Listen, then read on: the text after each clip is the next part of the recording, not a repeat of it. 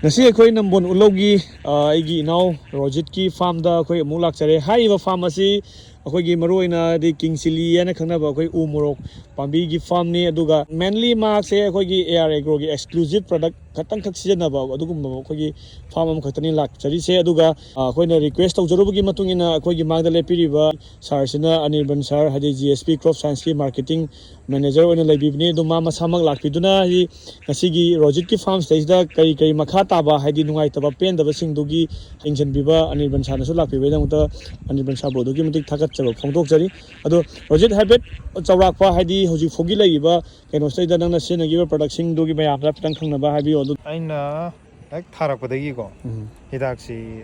GSP crop science ki hidaksi aina ahan boina charoi ngai matamda element je senajare element gi mathangda akoi tinkup haidi white fly gumba kai matakna je SLR senare aduga fungicide kina koi Vespa mathangda dronex je ma adum phajana senajare tawdabu pambi se haidi mamanga handaka hek yengnarubdadi pambi se aduki matik yam phajai haiba tare haidi morok se panba matamda engchep koina thengnajarak paje mapan je ani khak thindokpa ahum khok thindokpa je sina ayam boina ujare haiba tare aduga hoji aina morok se phajana pala matungda magi leiba masa je sida pali je koi sigi masa de morok se morok nipan tare nipan pan dum thengnai se pali pali ko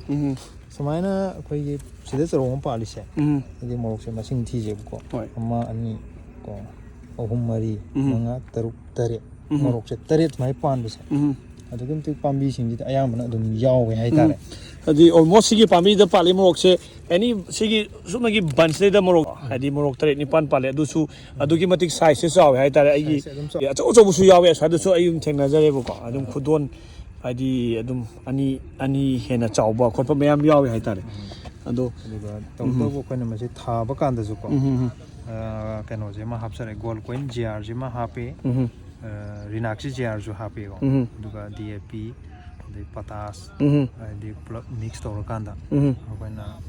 thaba kanda hana hapo bane aina yam nuai ji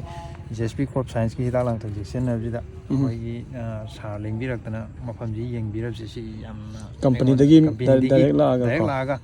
Thank you Rojit hadi makha taba any problem leba matam da hadi matam gi time to time hadi adum keno se hadi ahong ba lak pa yawi leina tina jajat mayam lak pa yawi ko adu time of application hidak kam kana matam kamai tha kadagi khokadagi kram ba dosa tha kadagi haibana chingba se hadi akoina once haijagi ba potuna di finally nate ko aduna anytime hadi ngasi bokida atraga makha taba future gi da any nungai taba doubt leba sing do akoi adum ready tawjage AGRO ready tawjage duga akoi mangda company gi mi sung su la aga su ngasi mayam tak pirame ko adu gi dam to su hoi GSP company bu akoina ai AGRO gi team dagi chu thagat pa phong to chire